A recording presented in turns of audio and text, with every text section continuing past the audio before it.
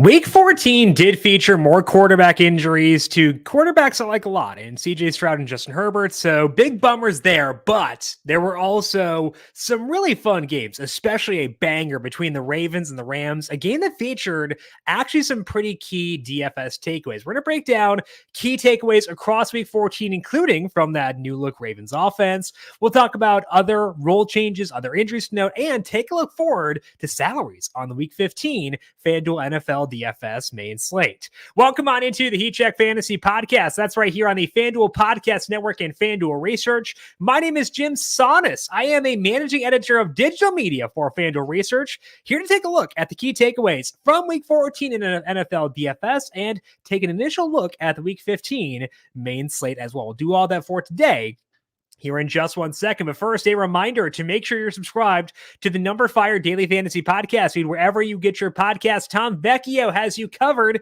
for NBA DFS every weekday right here with the Daily ISO, talking about his favorite plays of that slate over on FanDuel.com. You can also find the Daily ISO and the Heat Check on FanDuel TV Plus. To get FanDuel TV Plus, go to FanDuel.com/watch and log in with your FanDuel account, or download the FanDuel TV Plus app on Amazon Fire, Apple TV, Roku devices. And of course, you can watch the Heat Check alongside Up and Adams, Run It Back, Covering the Spread, Daily ISO, all in the same place, along with other Ringer shows as well. So check us out on FanDuel TV Plus to get all the action in video form.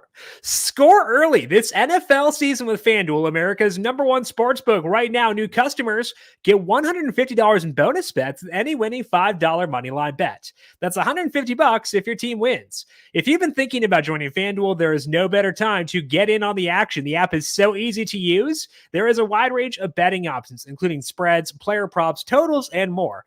So visit FanDuel and kick off the NFL season. FanDuel, official partner of the NFL. Must be 21 plus and present in select states.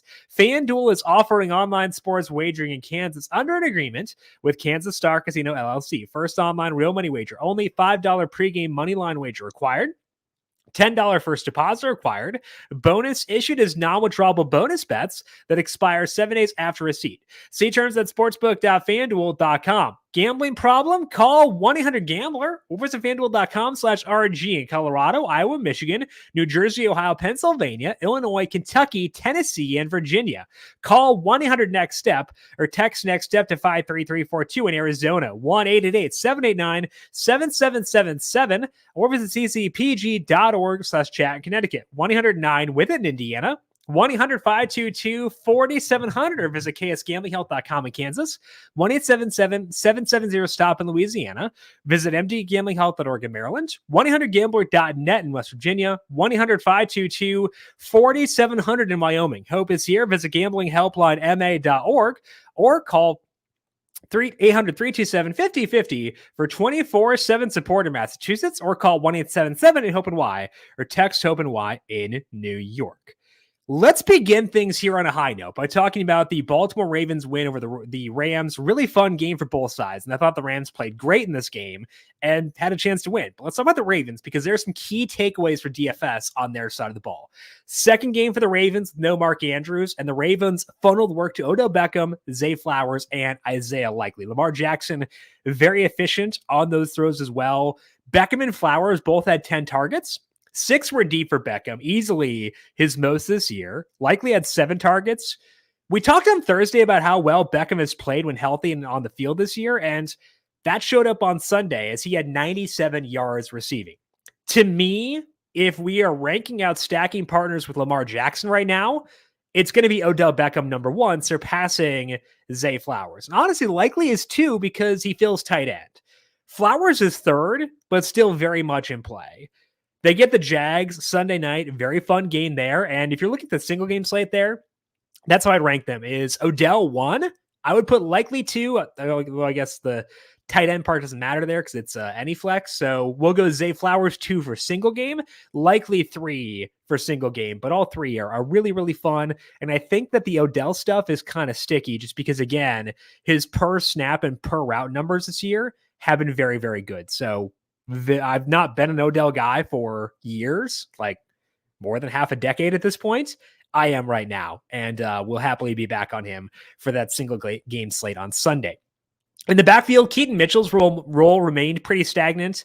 He led the backfield with 9 carries, and he tied Justice Hill with 2 targets, but came on a 33% snap rate. He played a ton of snaps early, so their opening script had a lot of Keaton Mitchell in it, but it didn't carry over to the rest of the game. So I had sprinkles of Mitchell this week for in DFS and the full slate. I'm not going to be back there again until we get more signs of hope. I thought there was a chance coming out of the bye, maybe they'd expand his role. They did initially, but it didn't translate. So pretty status quo with Mitchell. Bit disappointed they didn't get more, but we'll keep a close eye on him because he's very, very fun. But overall, having 3 guys we can feel good about in this offense alongside Lamar Jackson, that's pretty fun to me. So the Ravens stock up pretty much across the board for me. Let's talk now about those bummer injuries from week 14, beginning with Justin Herbert, left with what turned out to be a broken right index finger for the Chargers. Have not seen a timeline for him yet, but can't be good and probably not going to play on Thursday against the Raiders. Easton Stick took over and predictably struggled, averaged -0.2, passing net expected points per dropback on 26 dropbacks. So it's a downgrade, obviously. Again, -0.2 passing NEP for Stick per dropback. League average, typically around 0.1. It has not been that this year because of all the injuries, but this is one as well. And honestly, like even before the injury, I wasn't hiding the Chargers to begin with. Like I did a full trend on Thursday about like looking for excuses not to use them. So like backup quarterback is a good excuse not to go there. Austin Eckler did finally play okay. 100 yards from scrimmage again Sunday. They did give some carries to Isaiah Spiller, but Eckler's passing game work was enough. So honestly, with no Herbert, this team is a cross-off because they have an uber talented quarterback and they can't generate useful pieces outside of Allen even with him. And now you take that guy away. That's pretty tough. And I don't trust this coaching staff right now enough to be able to be like, okay, they can get by similar to the Bengals with Jake Browning to be enough. So I'm kind of sad on the Chargers. They play Thursday, so I have to be in because it's a single game slate. The Raiders have better skill on offense right now than the Chargers do. So I would, make sure you're making a big downgrade for Stick when trying to figure out that single game slate, and it's going to be ugly. Total is 34.5, at least as of last night. So enjoy. Should be a whole lot of fun. Justin Jefferson finally returned from his hamstring injury, but hurt his chest and left early. Had to go to the hospital to be checked out there. Alexander Mattison also sprained his ankle and could not return. TJ Hawkinson led with 8 targets. KJ Osborne had 7, but they went for just 15 yards. Osborne, not a guy I want to go to. We know this team is only Hawkinson and Jordan Addison as being viable pieces without Kirk Cousins. So it is what it is. Nick Mullins took over for Joshua Dobbs and played better, but still not going to be a great situation. We might be able to go at Chandler, though. Ty Chandler finished with a 56% snap rate. He's got a lot of juice, and he should play a ton of snaps because the only other guy they've got here is Kene Nwangwu. And he did play a few offensive snaps, and he's really, really fast. I like Nwangwu, but really more of a special teamer than an actual running back. So even in a middling offense, I could see being really into Chandler. They face Cincinnati on Saturday for that 3-game slate. No slate posted as of yet over on FanDuel, so let's check back on salaries for that later on. But I would think that Chandler, even in a bad situation, given his snap rate, probably worth around 7,000 or so on that slate, given that he's going to be like the guy in this backfield. I believe they brought back Myles Gaskin from the Rams. He was with the team earlier on this year, so Gaskin will probably be active, but I think that Chandler will be borderline every down back in that offense. As for the Texans, things went from bad to worse for them with CJ Stroud and Nico Collins both leaving early. Stroud had a concussion. Collins had a calf injury. Stroud's injury looked pretty bad, so I'd assume he misses at least 1 week, potentially more. Doesn't typically happen with concussions, but like it was not ideal.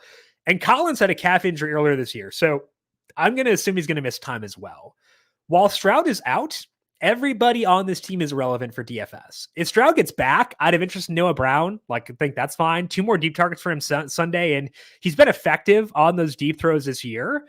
If it's Davis Mills starting, I will pass on Noah Brown, but once Stroud is back, Brown will be the first place I turn to, whether Collins is out or not, because I think that Brown has shown enough to be viable of playing alongside Nico Collins if Stroud is healthy. So it's a bummer they've got the Titans next week. Like that would be a good spot to go to, but not right now with the way this team is looking with Stroud likely out. Josh Jacobs left late in the game with a knee injury for the Raiders and did not return. They play Thursday, so pretty tough turnaround for him to get back there quickly. If he does sit, I'd expect Amir Abdullah to handle all the passing game work, while Zamir White gets the early down stuff. And that's enough to make both of them play for the single game slate against the Chargers. I would proceed with caution on White. They're facing the Chargers minus Herbert, so that means it's more likely to be a positive script. They were 3-point favorites last night, so I guess that's a positive for the Raiders, but he's probably not going to get the passing game work. You're going to need to be pretty effective as a rusher when he gets work in order to really get a good score out of him. So I do like Zamir White and think he will be the main guy here, but it's going to be like an early down, late down split between those two guys. So keep that in mind when allocating your shares. If you assume a positive script for the Raiders, then it'll favor Zamir White. If you assume a negative script, then it's more Amir Abdullah. Tutu Atwell left early for the Rams with a concussion, and Demarcus Robinson had a nice game without him. He tied Cooper Kupp for the team lead with 10 targets, and 8 of those were deep with 4 in the red zone. Demarcus Robinson, which makes Robinson viable. Like, that's sick. That's a great role. I wouldn't downgrade Cooper Kupp or Puka Nacua too much, but I think that Robinson did show he can do a better job of earning targets than Atwell does. The one concern for the overall offense is that if Atwell is out, they are so slow, like 1970s slow kind of offense. None of their starting skill guys ran a 40 better than 4.59 coming out. And that 4.59 came from Demarcus Robinson, who is not a spring chicken anymore either. So I downgrade offensive efficiency a little bit if Atwell can't play, and maybe downgrade Cooper Kupp and Nacua a smidge because Robinson is a better target earner than Atwell is. But Robinson can be a consideration at the right salary and in the right game environment. And next week, the Rams are facing Washington. So we'll have to at least consider them from a passing game perspective in that game. I mean, and by consider, I mean probably prioritize. To be fully honest, you can see on the screen right here, Kyron Williams is $9,600. That's a little high, but might be fair given the matchup. But the passing game pieces here are very viable. So let's take a look here at Robinson. I would say I'd want him around like 55, given that's where Atwell tends to be a bit higher than that. Again, got downfield work, so that's intriguing. Robinson should have gone to Marcus instead of Robinson. That's my fault. 56. That's fair. That's enough to be in play. So Demarcus Robinson, 56, at least on the menu for next week. Probably not going to be my preferred route to exposure to this team, but if I need a value play, I can do that. As far as Nakua's 8,000. That's probably too low, I think, honestly, in that matchup. I would like to get to Nacua at that number. Kupp, I would say probably, let's say 76 for Kupp because he looked more healthy. Well, he got open. He found ways to get open on Sunday. I didn't say he looked healthier, but 82 for Kupp is a bit high for me. But I like Nacua at 8,000. And Stafford, I want him to be low 7,000 still, especially with no Atwell. So let's say 72 for Stafford, and he's 72 on the button. So maybe we get to Stafford. He's not the highest upside quarterback, so I don't really necessarily want to get there. But Robinson in play, Nacua pretty in play at 8,000 as well, and Kupp not off the menu despite the fact his salary is a bit higher than where I'd want it to be. Let's take a look at some key role updates from week number 14 with no Isaiah Pacheco, Clyde Edwards-Helaire, and Jerick McKinnon in basically the exact roles you would expect. CEH led with 11 carries and 4 targets. McKinnon mixed in on late downs. CEH had 68 yards, but he had just 1 out of 9 red zone chances. McKinnon had 2. I don't really want to be on either because CH is the preferred option, and maybe you can get him against the Patriots next week, but like he's also very limited, not the highest upside guy in terms of yardage. So I need a very low salary to get to CEH next week, despite the fact it is a plus matchup with New England. So for next week on CEH, I would probably want him to be around like 62 or so. 61. Okay, fair enough. So at least low enough to consider there, which is something. Maybe we get to CEH against New England if we're looking for some salary savers or running back, but like still not jazzed, I guess. McKinnon, I don't think I'll get there regardless. 55 for him. So Yeah, I think that CEH is at least fine, but it's really what you expected and not in a positive way for the Chiefs running backs without Pacheco. Hopefully he is back soon.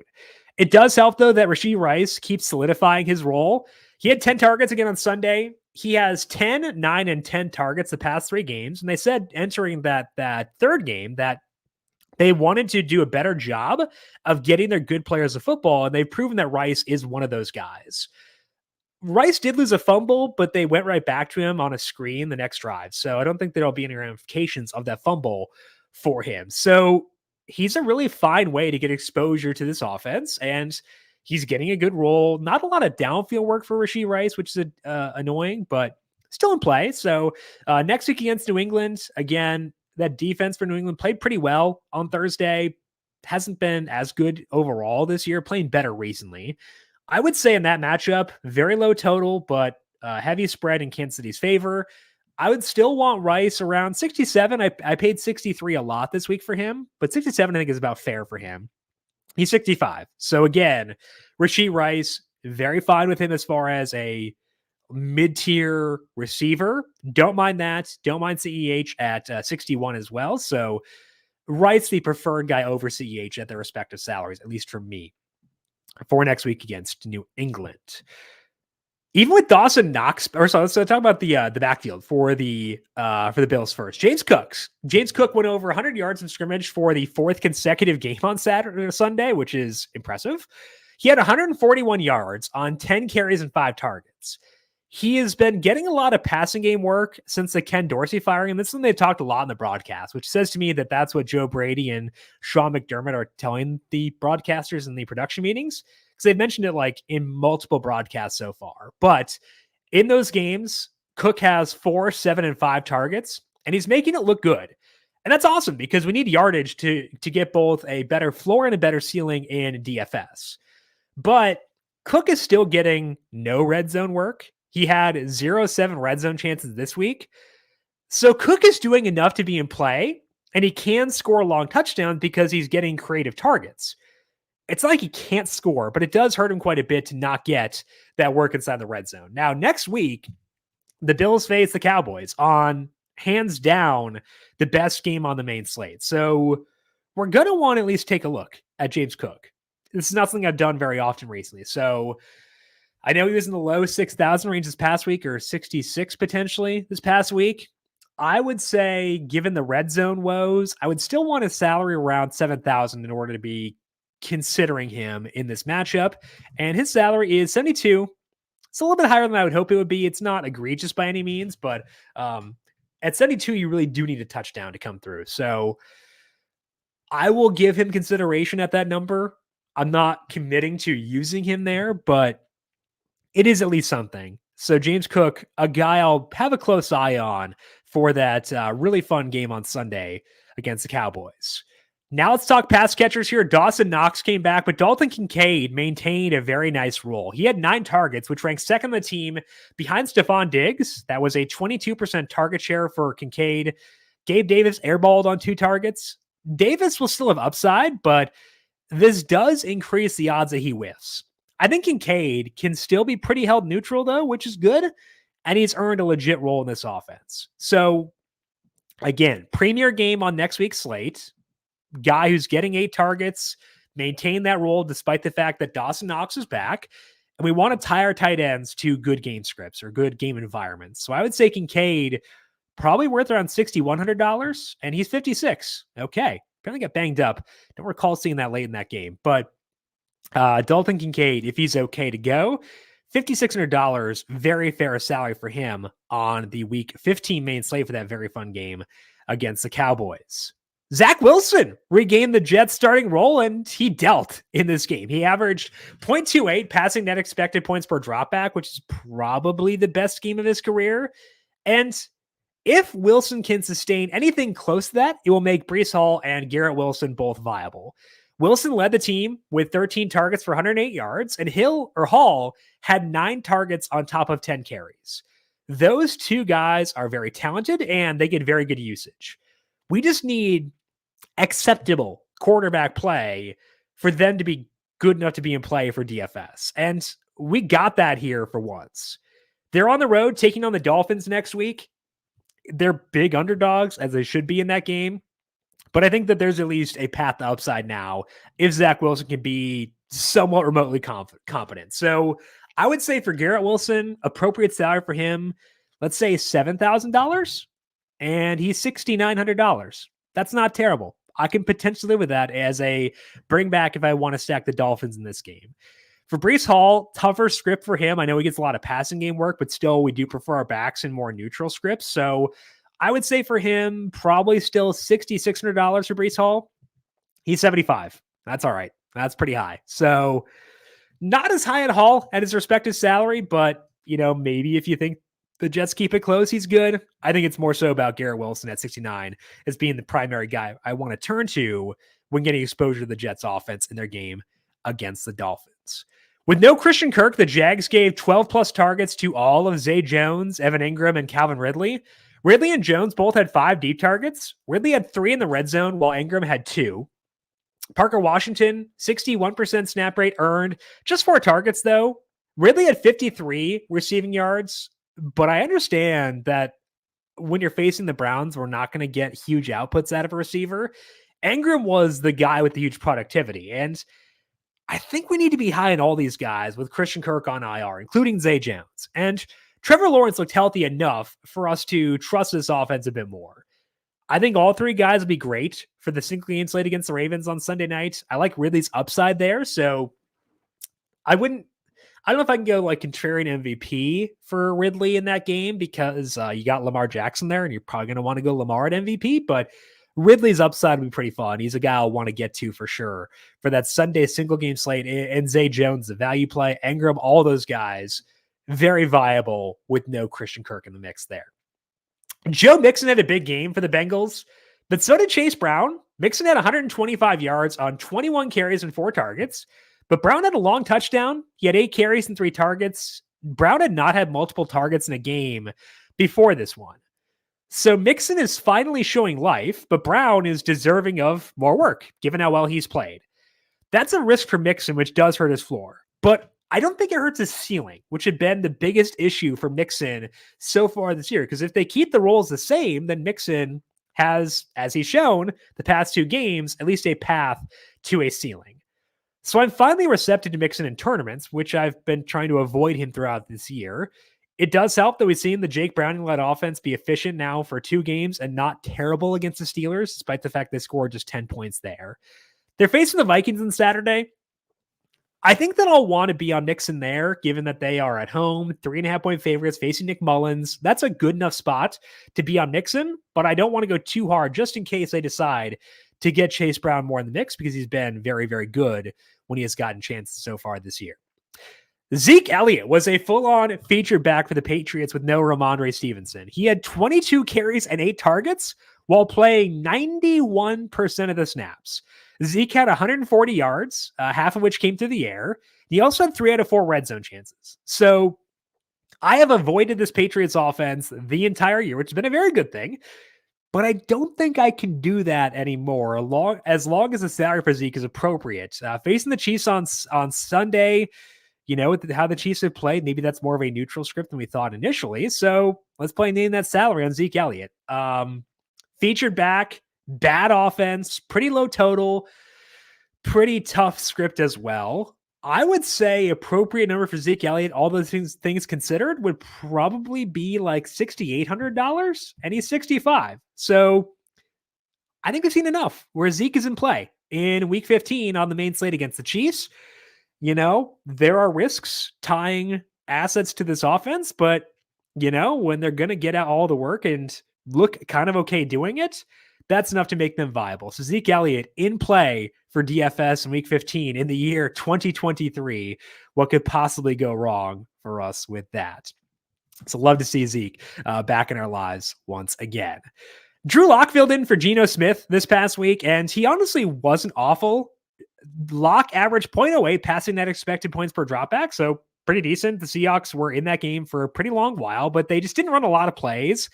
Tyler Lockett came back to life, 89 yards and 6 targets. Jackson Smith and Jigba led the team with 7 targets. It was a downgrade from Smith, but they're not full cross-offs, at least with Lock, whereas a lot of teams with backup quarterbacks are. So thought that was good from Drew Lock. They play the Eagles on Monday night.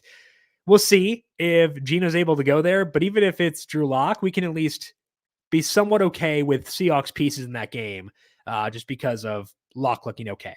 Backfield was what you'd expect. Kenneth Walker, the third back, Zach Charbonnet healthy. Charbonnet did outcarry Kenneth Walker, the third, but Walker led in snaps 58% to 40%. It's pretty much status quo for me right now in that backfield. I'm not super into either when both are healthy. I would say in that script next week, Seattle 4.5-point dog against the Eagles. That's probably more of a Walker script, but tough team to run on are the Eagles. So, I think they are what they are. Salaries probably will be pretty reasonable for them on that slate, given we got a lot of high-side Eagles guys we can go to, but they're fine. They're kind of status quo as what they were before their injuries. For the second consecutive game, Joe Flacco was not efficient, but they let him chuck it, which is pretty fun. Flacco had 45 pass attempts for the Browns in this game. Through 2 games, the Browns' early down first half pass rate of Flacco was 65%. It was 51% before this stretch. 14 of those targets went to Amari Cooper. David Njoku had 8 targets and had 2 touchdowns on those targets as well. Elijah Moore was next up with 6. So the passing game pieces are a lot more attractive now than they were pre-Flacco, and they're facing the Bears at home next week. The Bears defense has played very well recently, so that's worth mentioning. They played well again on Sunday. So it's not like it's a super easy matchup, but they're letting it ride, and that's what you want to do against the Bears is air things out. So let's take a look at some salaries for the Browns next week against the Bears on the main slate. Amari Cooper, pass-heavy offense, not very efficient. Not quite Garrett Wilson-esque, like it's a bit more efficient than that, but I would say, let's say 72 for Amari Cooper. He's 72 on the button. Love that. Think that's okay. And Njoku, I am way more receptive to now than I have been in the past. It's going to be probably a high salary because of the 2 touchdowns, but we kind of earn that salary. So I would say, let's say 59 for Njoku, 62 for him. So more on Cooper than Njoku. Elijah Moore, I'd still want in the low 6,000 range. Let's say 61 for him. He's 57. That might force me to consider Elijah Moore, which I don't love. I've never really been super high on him personally. The targets aren't super efficient for him. And Cooper gets a lot of work when he's healthy. So maybe I have to go to Elijah Moore. I don't really want to, but I might be forced into it. So either way, the key takeaway is the Browns passing game is relevant for DFS, which has not been the case for a while. So I guess we'll take it from that perspective. But if it forces me to consider Elijah Moore, that might not be necessarily worth it because I really don't want to do that personally. Drake London went off with 172 receiving yards on Sunday, and a lot of that was via the long ball. 6 deep targets for Drake London on Sunday. His previous high this year was 2, and London led the team overall with 11 targets. I've not used much London so far this year, and part of the blow up here is potentially because of the matchup with the Bucs. But this is a legitimate bump up for Drake London from where he was at before. They're facing Carolina on Sunday on the road. So they are outdoors, which is not typical for them. Low total at 35. Implied total for the Falcons is 19. So not the best setup for them overall. But let's take a look here at least at Drake London and see what his salary may be this week. I would say with that showing, London deserves a salary of around $6,600. And he is 66 on the button. So been pretty close to salaries here on FanDuel for this week, which probably implies that we'll be able to build lineups next week. No huge values yet, but also not a lot of guys who are super, super over salary. That it does include London, who is very fair at 66, and a guy I could see myself considering in the right spots there. Prefer Bijan Robinson, who's been really, really good recently, but London at least okay at that number. Dallas Goedert returned for the Eagles, and their big 3 got almost every target for the team. They got every target except for one on a fake punt to Olamide Zaccheaus. A.J. Brown led with 13 targets. Devontae Smith had 10, and Goddard had 4. That's reassuring for me for Devontae Smith because he was not a big factor before Goddard's injury. And he played well with Goddard out, and it seems like he's gotten back to his 2022 form now. So I think all 3 pieces are great pieces individually and for game stacks of the Eagles. I'm higher on Smith now than I was before, which is good. And if Goddard's salary continues to be as low as it was on Sunday's single game slate, I'll be very into him on Monday as they take on Seattle. I think he was 85 last night. And like at that number, I know he didn't do a ton, but I'm going to take that every single time. So Dallas Goedert, if he doesn't get a huge salary boost, will be like a focal point for me on that Monday single game slate. Jake Ferguson continued to solidify himself as the Cowboys' number 2 passing game option. He had 8 targets for the second consecutive game. Since their bye week, Ferguson has a 17% target share, which is half of CeeDee Lamb's number, but still a very good number, and very much ahead of Brandon Cooks for second. Ferguson is also averaging 1 deep target per game. He has 24% of the red zone targets, which means he has upside. I did not think that was the case with Ferguson before, so I was pretty skeptical of him initially, but I have disavowed myself of that notion now fully. He's playing very, very well. And again, Cowboys in a very fun game, taking on the Bills next week, the premier game, I think, on the main slate. One of our tight ends to good games, could potentially do so with Kincaid, but I think Ferguson's salary now is worth around $6,100, and he is 59, so that's not bad at all. Jake Ferguson playing good ball. We want pieces of this Cowboys offense, especially through the air, even when they're on the road right now, and Ferguson gets us that at a very acceptable salary. So Jake Ferguson, a guy I'll likely turn to when it comes to DFS in week number 15. Deontay Foreman was the Bears' lead back in his return to the lineup, but 3-man backfield here. Foreman led with 11 carries and 3 targets. Both Khalil Herbert and Roschon Johnson mixed in this game. It makes Foreman viable if we're talking like a single game slate and a shorter slate, but I can't see getting here on a full one, though, just because this backfield's pretty dispersed. Not the most valuable backfield to begin with anyway. Facing Cleveland next week, very tough matchup, so I'll miss out if the Bears burn me, then so be it with their backfield. Small thing here, but Chris Godwin had 4 deep targets on Sunday for the Bucs. That's his new season high. He had 11 targets overall and led the team in that number. Chris Godwin still just 53 yards in that game, so it's not like he went nuts, but deep targets are how you get upside, and Godwin hasn't had that so far this year. So I'm still not on him, but it does increase the odds that I use him at some point. Godwin and the Buccaneers are, I think they're in a fun game if I recall. They're facing Green Bay. It's not a bad game. On Sunday, that game is in Green Bay, so assuming the weather's okay, I don't really want to get to Godwin, but, I think that game could be somewhat in play for stacking, especially if the Packers continue to look good on Monday night tonight. Let's dig in now to our salary scroll for week number 15, pulling up the main slate over on FanDuel.com. Again, the Saturday slate not posted as of yet, but should be a fun one with 3 games there as well. Let's start things off at quarterback. Premier game of this week is the Cowboys and the Bills. High total there at 49, at least as of last night, I think. So that's pretty fun. Actually, I pulled these when that game was not posted. So let's see if it's up now. 48.5 for Bills and Cowboys. And you see here that the 2 highest salaries belong to Josh Allen and Dak Prescott. Makes a lot of sense. And I like both those guys for sure, despite where their salaries sit. Scrolling down further at quarterback, Jordan Love is 8,000, but honestly, against Tampa Bay, I might consider that, given how efficient he has been. He's been playing really well. That's not the worst game. Not the best quarterbacking slate. So Love at 8,000, not off the menu, I wouldn't think, at least for me. Let's scroll down further here. Tua Tagovailoa is 76 against the Jets. That's very interesting. He hasn't had a lot of upside games recently. The Jets defense is playing very well once again, but 76 kind of low for that, especially if Zach Wilson will be good enough to push in that game. Maybe we get to Tua at 76 as a quarterback option for Sunday. Getting down into the 6,000 range, not seeing a whole lot down here. So thin quarterback slate with no Jalen Hurts, no Lamar Jackson, no Trevor Lawrence. Yeah, so I think it's really about Dak Prescott and Josh Allen. Don't mind getting to potentially Tua Tagovailoa. Maybe we have to go Stafford at 72 potentially, given how good that matchup is with the Commanders. But then also Jordan Love at 8,000, at least consideration for me as of right now.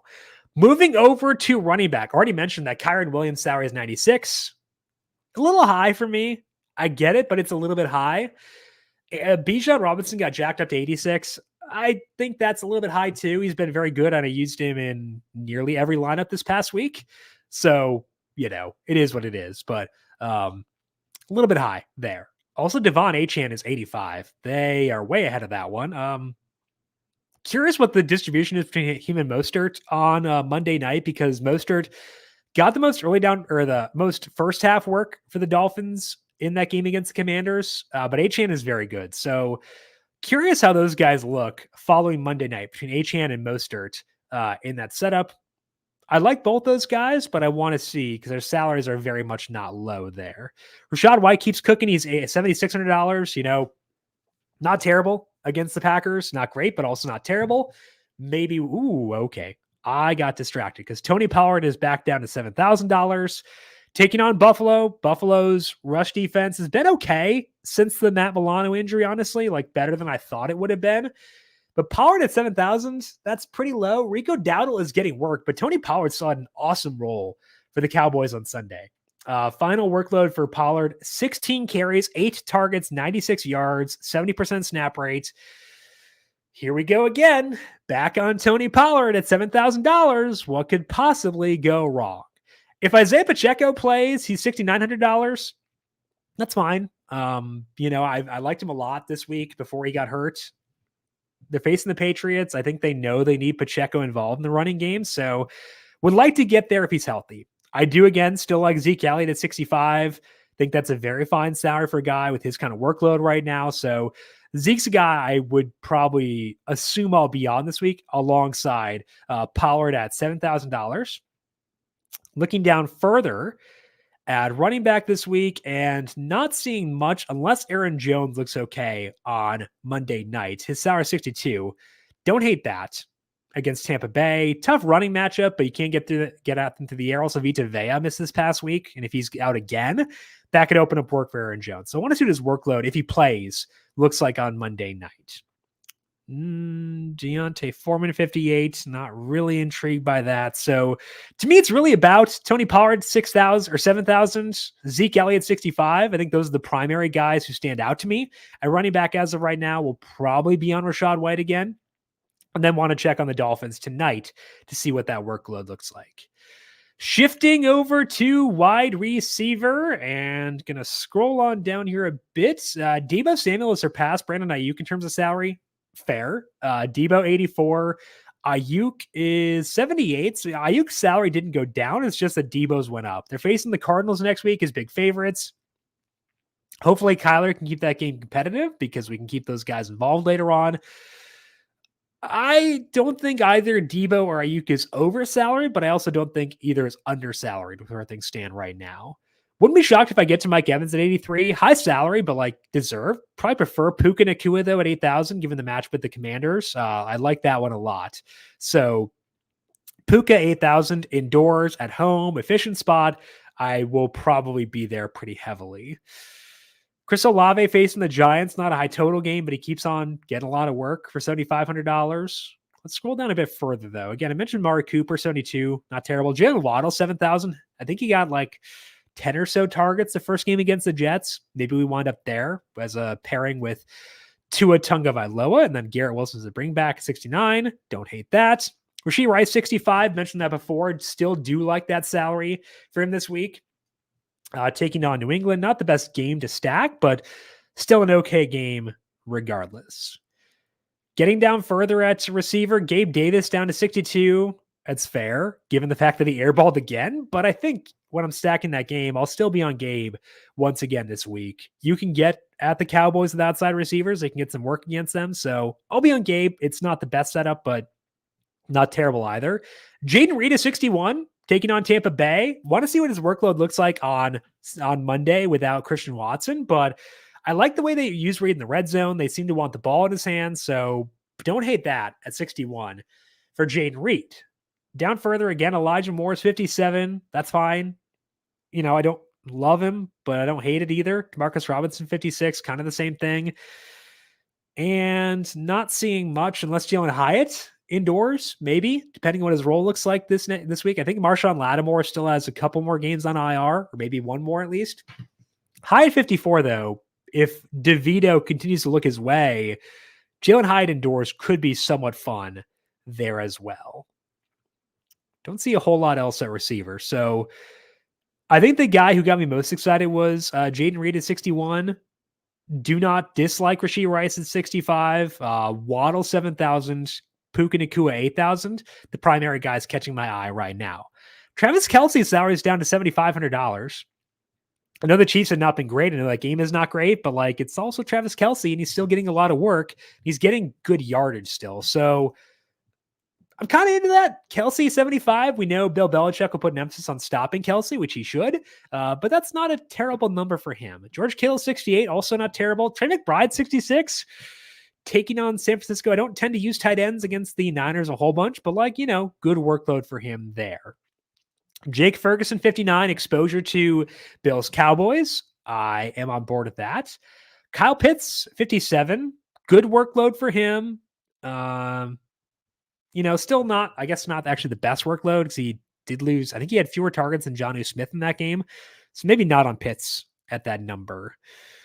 Looking down further at tight end, Davis Allen popped up this past week with Tyler Higbee sidelined. I think Higbee was doubtful coming in or questionable coming in. Maybe if Higbee sits again, we could dig more into Allen in that matchup for the Rams. I do want to check out his workload this past week to see what the overall target number is. It felt like he got targeted a bunch, but it wasn't as much as Nacua, Robinson, or Kupp. Davis Allen, 5 targets in that game. He had 1 deep target, which is good. He had a red zone target as well. So Allen at $50 or $4,800. If we go with like Nacua and want to offset the salary a bit, maybe we go Allen as well, getting a little team stack in there. Don't mind that for Davis Allen at 48. So worth monitoring Tyler Higbee throughout this week. Mentioned before that Kincaid may have gotten banged up late against the Chiefs. Dawson Knox salary is 47. If there's no Kincaid, that would boost both Dawson Knox and Gabe Davis. So keep an eye on both those guys. Keep an eye on the health status of Dalton Kincaid. Tucker Kraft, 47, taking on Tampa Bay. Probably a spot where I'll want to go at the Packers passing offense. He looked okay so far, and low salary, efficient passing offense. Don't mind that. So potential spent down spots with Tucker Kraft and Davis Allen. Do not mind getting to Jake Ferguson 59 or potentially Dalton Kincaid at 56. And then into Travis Kelce 75, and never going to talk someone out of George Kittle, especially when his salary is very reasonable at $6,800 for next week. That's all we got here for today for our Week 14 recap. We'll be back with you once again on Thursday to get you ready for the Week 15 main slate in full. That'll be right here on the FanDuel YouTube page live at 10 a.m. Eastern, over on FanDuel TV Plus, and on the numberFire Daily Fantasy Podcast feed as well. If you've got any questions for me, I am on Twitter at Jim Sannes, JimSannes. You can also find me on Threads at Jim.Sannes and find FanDuel Research on Twitter at FanDuel Research. I want to thank you all for tuning in for today. Good luck to you with your Monday 2-game lineups. We'll talk to you once again Thursday to get you ready for Week 15. This has been the Heat Check Fantasy Podcast right here on the FanDuel Podcast Network.